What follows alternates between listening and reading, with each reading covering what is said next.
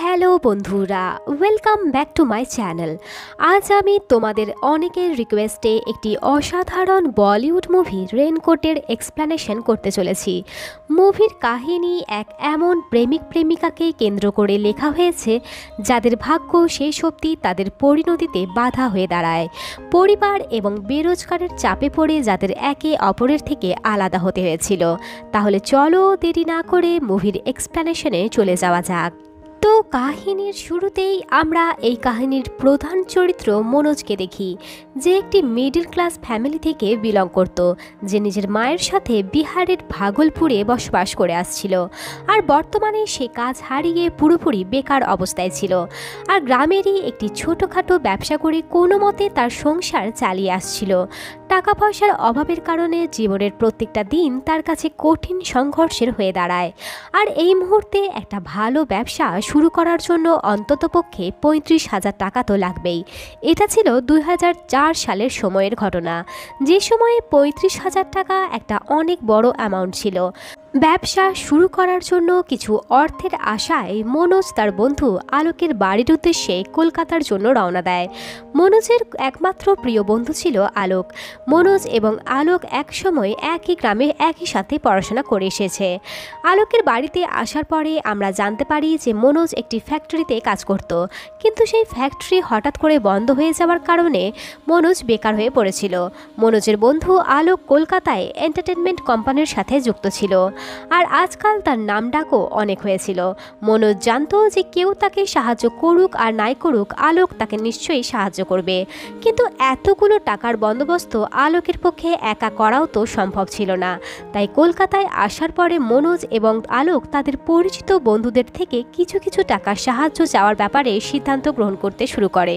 আলোক তার সমস্ত বন্ধুদের আগেই ফোন করে জানিয়ে দিয়েছিল, আর তাদের সকলকে চিঠির মাধ্যমে এই বিষয়টি সম্পর্কেও অবগত করেছিল যে কিভাবে জুট ফ্যাক্টরি বন্ধ হওয়ার কারণে মনোজ কতটা অসহায় অবস্থার মধ্যে পড়ে আছে।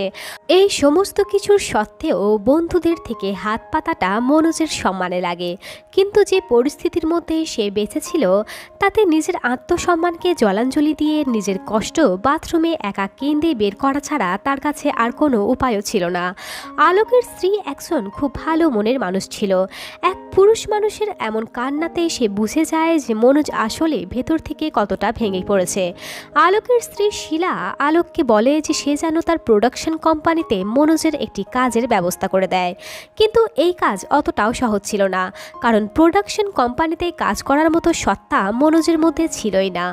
অফিসে যাওয়ার পূর্বে আলোক মনোজকে সেই বন্ধুদের অ্যাড্রেস দিয়ে দেয় যাদের বাড়িতে আজ মনোজকে যেতে হতো। দূরদর্শনের প্রজেক্টের জন্য আজ আলোকের অনেক বড় মিটিং ছিল, যে কারণে সে আজ মনোজকে সময় দিতেই পারত না। যাই হোক, এদিকে মনোজ তার পকেট থেকে আরও একটি অ্যাড্রেস বের করে আলোককে জিজ্ঞাসা করে যে এই অ্যাড্রেসটিতে কি করে পৌঁছানো যাবে। এবার সেই ঠিকানায় থাকা নাম দেখে আলোক ভীষণ রেগে যায়, কারণ সেই ঠিকানা আসলে মনোজের পূর্ব প্রেমিকা নীরুর শ্বশুর বাড়ির ছিল, আর যে কিছু বছর পূর্বেই মনোজকে ছেড়ে দিয়ে এক ধনী ব্যবসায়ীকে বিয়ে করে কলকাতায় সেটেলড হয়ে আছে। ভাগলপুর থেকে কলকাতায় আসার আগে মনোজের মাও তাকে বারবার করে বারণ করেছিল যে যা কিছু হয়ে যাক না কেন মনোজ যেন নীরুর কাছে গিয়ে হাত না পাতে। শেষ পর্যন্ত আলোক মনোজের জেদের কাছে হার মেনে তাকে নীরুর ঠিকানা বলে দেয়। এবার মনোজ আলোকের বলে দেওয়া বন্ধুদের বাড়ির উদ্দেশ্যে রওনা দিতেই যাচ্ছিল, আর তখনই সেখানে তীব্র বজ্র বৃষ্টি শুরু হয়ে যায়। আর বেরোনোর পূর্বে তাই শিলা মনোজের হাতে একটি রেনকোট ধরিয়ে দেয় এবং তার নিজের ফোনটিও মনোজকে দিয়ে বলে যে রাস্তায় কোনো অসুবিধা হলে সে যেন তাকে ফোন করে।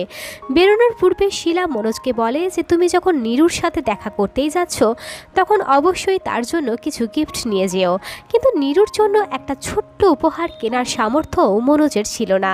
তার পার্সের মধ্যে কাগজ এবং গুটকার প্যাকেটে পরিপূর্ণ ছিল, কিন্তু একটা টাকাও তার পার্সে ছিল না। মনোজ তার যাত্রায় বেরিয়ে পড়ে, আর আজকের দিনও তার কাছে অনেকটাই ভালো ছিল। মনোজের ৩ বন্ধু মিলে মনোজকে প্রায় ১২,০০০ টাকার মতো সাহায্য করেছিল। এবার আলোকের বাড়ি ফেরার আগে মনোজ নীরুর বাড়িতে পৌঁছে যায়। এমনটা নয় যে সে নীরুর থেকে কোনো সাহায্যের আশায় তার কাছে এসেছিল, সে তো শুধুমাত্র নীরুকে এক ঝলক দেখার জন্যই তার বাড়িতে গিয়ে পৌঁছেছিল। বিগত ৬ বছরে মনোজ নীরুর কোনো খোঁজ খবরও পায়নি। সে জানতও না যে নীরু আসলে কেমন আছে। বৃষ্টি মাথায় করে মনোজ নীরুর বাড়িতে পৌঁছায়, আর অনেক সময় ধরে বেল বাজানোর পরে অবশেষে নীরু দরজায় আসে। নীরু বলে যে সে আসলে ঘুমিয়ে পড়েছিল, আর এই সময় বাড়ির চাকরেরাও কেউ বাড়িতে থাকে না। আসলে তাস খেলার ভীষণ নেশা তাদের, এবং দুপুরে প্রায় প্রত্যেক দিনই তারা বাড়িতেই থাকে না। বাড়িতে দুইটি চাকর থাকলেও তারা কোনো কাজেরও নয়। নীরুর বাড়িতে এসে অনেক ফার্নিচার দেখে মনোজ খুব অবাক হয়ে যায়, আর সে নীরুকে এই বিষয়ে জিজ্ঞাসা করে। নীরু বলে যে তার স্বামী বলেছে এই সমস্ত ফার্নিচার অ্যান্টিক, আর এই একটা ফার্নিচারও কোনো মতেই কোনো জায়গায় সরানো যাবে না। আসলে বড় বাড়ির বউ হলে এটাই একটা মুশকিল। মনোজ যতই নীরুকে দেখে সে বুঝতে পারে যে নীরু কতটা বড় বাড়িতে বিয়ে করে এসেছে। যাই হোক, এবার বাড়ির সমস্ত দরজা জানালা বন্ধ থাকায় মনোজের একটু অস্বস্তি হতে শুরু করে। কিন্তু নীরু বলে যে জানালা খুলে দিলে বৃষ্টির জল বাড়ির মধ্যে ঢুকে যাবে, আর সমস্ত আসবাব নষ্ট হয়ে যাবে। তাছাড়া বাড়ির বিদ্যুৎ সামান্য বৃষ্টিতেই অফ হয়ে যায়। বাড়িতে জেনারেটর থাকলেও তা চালাতে কি করে হয় তা নীরুর জানা নেই। সে তো এটাও জানে না যে ডিজেল কোথায় রাখা আছে। মনোজ নীরুর স্বামীর বিষয়ে জিজ্ঞাসা করলে নীরু জানায় যে সে কাজের সূত্রে জার্মানিতে গিয়েছে। উনি আজই বাড়িতে ফিরতেন, কিন্তু অফিস থেকে তার কাছে অর্ডার এসেছে যে তাকে জার্মানি থেকে সোজা জাপানে যেতে হবে। নীরু বলে যে এখন তো আমার একা থাকার অভ্যাস হয়ে গেছে। নীরুর কথা শুনে মনোজ বলে যে তুমিও তো এইভাবে বাড়িতে একা না থেকে তোমার স্বামীর সাথে বাইরে যেতে পারো। বাড়িতে এইভাবে একা থাকার কারণে তোমার চেহারাও খুব খারাপ হয়ে যাচ্ছে।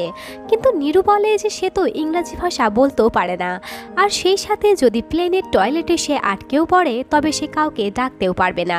সে বাড়িতেই বেশ ভালো আছে। নীরু এবং মনোজের এই গল্পের মাঝেই বাড়ির ডোরবেল রিং হয়। যখন মনোজ বাড়ির দরজা খুলতেই যায়, নীরু তাকে এমনটা করতে বাধা দেয়, কারণ বলে যে বাইরে যে কেউই আসুক না কেন সে যদি নীরুর সাথে অন্য এক পুরুষকে দেখে ফেলে তাহলে সে নিশ্চিতভাবে তার স্বামীকে জানিয়ে দেবে, আর তখন গিয়ে তার স্বামীর সন্দেহ তার ওপরে গিয়ে পড়বে। নীরু বলে যে আমার স্বামীর তো এটাও পছন্দ নয় যে আমি অন্য কোনো পুরুষের সাথে কথা বলি। কিছু সময় পরে নীরু মনোজকে জিজ্ঞাসা করে যে আজকাল তুমি কি করছো। তখন মনোজ অনেকটা গম্ভীরভাবেই নীরুকে জানায় যে সে খুব রিসেন্টলি একটা প্রোডাকশন কোম্পানি শুরু করেছে, আর তার টিম লোকাল চলচ্চিত্র বানানোর সাথে যুক্ত আছে। আজই তার দূরদর্শনের সাথে মিটিং ছিল। এবার ঠিক সেই সময়ই তার কাছে আলোকের স্ত্রী শিলার ফোন আসে। তো মনোজ তার সাথে খুব কনফিডেন্টলি কথা বলতে শুরু করে। মনোজের বাচনভঙ্গি দেখে শিলা খুব অবাক হয়ে যায়, আর সে এই ভেবেই হয়রান হয় যে হঠাৎ করে মনোজের ব্যবহার পরিবর্তন হলো কি করে। শিলা তো তাকে এই কথা জিজ্ঞাসা করতে ফোন করেছিল যে সে কি কিছু খেয়েছে নাকি এখনও অবধি কিছুই খায়নি। মনোজকে ফোন করতে দেখে নীরু কিছুটা অবাক হয়ে যায়, আর সে মনোজকে জিজ্ঞাসা করে যে তুমি কি আজকাল ফোনেরও ব্যবহার করো, তোমাদের গ্রামে কি এখনও নেটওয়ার্ক আসে। মনোজ বলে যে এই ফোন তার সেক্রেটারির, এবং সে যখনই কলকাতায় আসে সে এই ফোন ব্যবহার করে। মনোজ নীরুর কাছে আরও বড় বড় ফাঁকা বুলি আওড়াতে শুরু করে। সে বলে যে এখন তো গ্রামে সে 6 তলা পাকা বাড়ি বানিয়ে ফেলেছে। আসবাবে ভর্তি বাড়ির ওপরের তলায় সে এবং তার মা থাকে। ঘরের অ্যাটাচড বাথরুম এবং চাকর বাকরও বর্তমান, যারা 24 ঘন্টা মায়ের দেখাশোনা করে। মনোজ বলে যে তার বিয়ের জন্য দেখাশোনাও চলছে, কিন্তু তার মনে হয় না যে এই বছরে তার বিয়ের জন্য কোনো সময় সে বের করতে পারবে। যদি দূরদর্শনের স্লট পাওয়া যায় তাহলে এই বছরে তাকে প্রোডাকশনের কাজ শুরু করতে হবে, আর তারপর সে অনেকটাই ব্যস্ত হয়ে যাবে। সিরিয়াল এবং দূরদর্শনের জন্য স্লট বুকিংয়ের কথাটি মনোজ তার বন্ধু অলোকের থেকে আজ সকালেই শুনে এসেছিল। তখন নীরু বলে যে তোমার কিন্তু তোমার সেক্রেটারির থেকে দূরে থাকা উচিত। কেন জানি না আমার মনে হয়েছে মেয়েটি তোমার সাথে ফ্লার্ট করছিল। কিছু সময় পরে নীরু মনোজকে খাবারের বিষয়ে জিজ্ঞাসা করে। তো মনোজ জানায় যে সে দুপুরে তেমন কিছু খায় না আর বর্তমানে সে ডায়েটে আছে। নীরু বলে যে আমিও এখন ডায়েটে আছি, আর শুক্রবার দুপুরে আমি সামান্য খিচুড়ি ছাড়া আর কিছুই খাই না। আর আমার ট্রেনার এই বিষয়ে অনেকটাই স্ট্রিক্ট, আর তাছাড়া বাড়িতে চাকর বাকরেরাও নেই, তাই বানানোও কিছু হয়নি। তাই নীরু মনোজকে খাওয়ানোর জন্য বাইরের দোকান থেকে কচুরি নিতে যাওয়ার প্রস্তুতি নেয়। এতটা সময় কেটে যাওয়ার পরও বৃষ্টি থামার নাম নেয়নি, যে কারণে মনোজ নীরুকে তারই রেনকোট দিয়ে দেয় আর ভালো করে নিজের চেহারা ঢেকে নীরু বাইরে চলে যায়। এবার বাড়িতে একা বসে বসে মনোজই বা কী করত। বৃষ্টির বেগও কিছুটা কমে এসেছিল, যে কারণে মনোজ সিগারেটের টান দিতে দিতে বাড়ির জানালা খুলে দেয়। আর ঠিক কিছু সময় পরই এক ব্যক্তি জানালার ওপারে মনোজকে বলে যে আপনি কি কিছু সময়ের জন্য গেট খুলে দিতে পারেন, আমার ভীষণ বাথরুমে যাওয়া প্রয়োজন, আশেপাশে কোনো পাবলিক টয়লেট নেই, তো আমি কি আপনাদের বাথরুম ব্যবহার করতে পারি। এবার সেই ব্যক্তির কথায় এসে মনোজ নীরুর বাড়ির দরজা খুলে দেয়। এদিকে টয়লেট ব্যবহার করার পরও যখন সেই ব্যক্তিকে মনোজ বাইরে যাওয়ার জন্য বলে, সেই ব্যক্তি বলে যে সে আসলে এই বাড়ির মালিক, প্রায় প্রত্যেক দিন বাড়ি ভাড়া আদায় করার জন্যই তিনি এই বাড়িতে আসতেন, কিন্তু নীরু দরজাই খুলত না। নীরু সমস্ত বাড়ির দরজা জানালা সারা দিন রাত বন্ধ করে রাখত। আমি আজ সেই সকাল থেকে ঘরের বাইরেই নীরুর জন্যই অপেক্ষা করছিলাম। সেই ব্যক্তি মনোজকে বলে যে আপনি যে রিক্সাতে এলেন এবং এই বাড়ির বেল বাজালেন আর তারপর বাড়ির ভেতরে চলে এলেন, সবটাই আমি দেখেছি। তখন মনোজ সেই ব্যক্তিকে বলে যে এই বাড়ি তো নীরুর স্বামীর। তখন বাড়িওয়ালা বলে যে তাহলে হয়তো নীরু আপনাকে এটাও বলেছে যে এই সমস্ত ফার্নিচারও তাদের।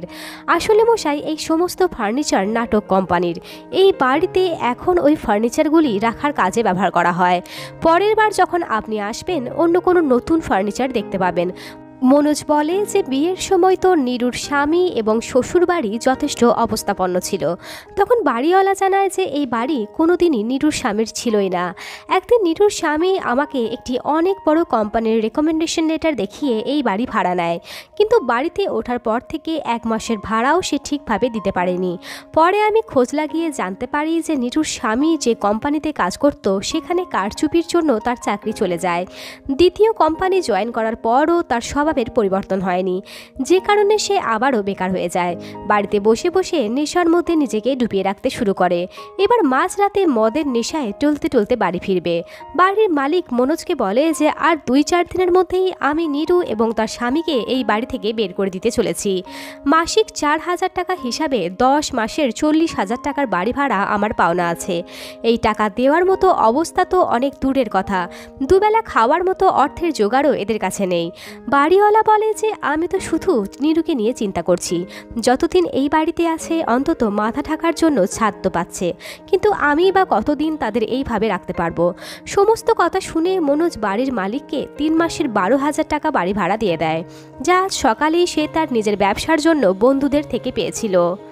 এই পর্যায়ে মনোজ সেই বাড়িওয়ালাকে বলে যে আপনি কোনো সিদ্ধান্ত নেওয়ার আগে একবার অবশ্যই আমাকে জানাবেন।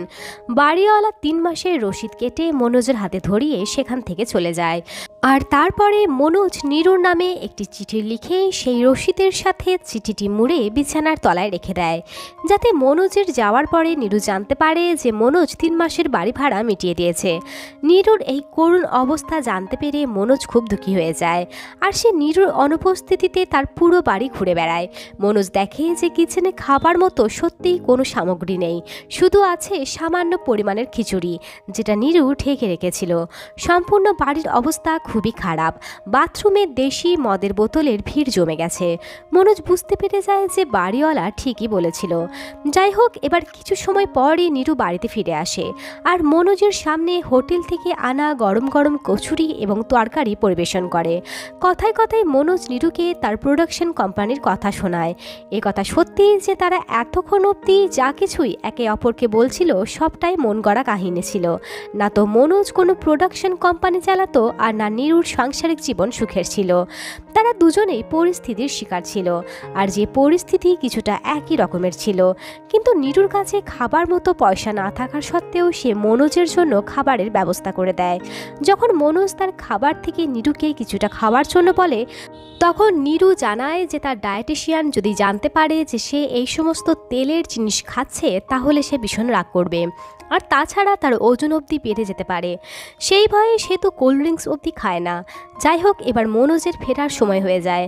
যাবার আগে মনোজ বলে যে আমি আবারও তোমার সাথে দেখা করতে আসব। তো নীরু জানায় যে আমরা 2 থেকে 3 দিনের মধ্যে নতুন ফ্ল্যাটে শিফট হচ্ছি, আর সেই নতুন ফ্ল্যাটের অ্যাড্রেস আমার কাছে জানা নেই। সেই ঠিকানা তো শুধুমাত্র আমার স্বামীই জানে। যে কথায় মনোজ হেসে বলে যে তুমি যেখানেই থাকবে আমি তোমাকে ঠিক খুঁজে নেব। মনোজ নীরুর থেকে বিদায় নিয়ে আলোকের বাড়িতে ফিরে আসে।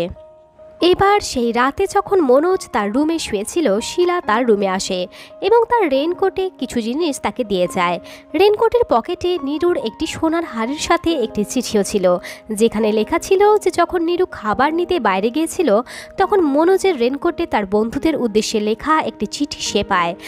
আর সেখান থেকেই নীরু মনোজের আর্থিক টানাপোড়েনের কথা জানতে পেরেছে। মনোজের টাকা পয়সার এতটা প্রয়োজন ছিল, তার সত্ত্বেও সে কেন একবারও নীরুকে জানায়নি। এই বিষয়ে নীরু চিঠিতে তার ক্ষোভ প্রকাশ করে। সামান্য কটা টাকারই তো ব্যাপার ছিল। নীরু লেখে যে আমি আমার লকেট সমেত একটি সোনার হার তোমাকে দিচ্ছি, এখান থেকে তুমি তোমার কাজ ঠিক মিটিয়ে নিতে পারবে। নীরু তাকে পয়সা ক্যাশ হিসেবেও দিতে পারত, কিন্তু তার সমস্ত লকারের চাবি তো তার স্বামীর কাছেই থেকে গেছে। মুভির এই পর্যায়ে আমরা বুঝতে পারি যে নীরু এবং মনোজ তারা একে অপরের সাথে মিলিত হতে না পারলেও, তাদের প্রেম সম্পূর্ণতা না পেলেও এতগুলো বছর পরেও তারা একে অপরের অসময়ে নিঃস্বার্থভাবে ঝাঁপিয়ে পড়তে পিছুপা হয়নি এবং গোপনে নিজেদের শেষ সম্বলটুকু দিয়েও একে অপরকে সাহায্য করার চেষ্টা চালিয়ে গেছে। আসলে তো এটাই প্রকৃত ভালোবাসা। এই সুন্দর মেসেজ দিয়ে এই মুভিটি এখানেই শেষ হয়ে যায়।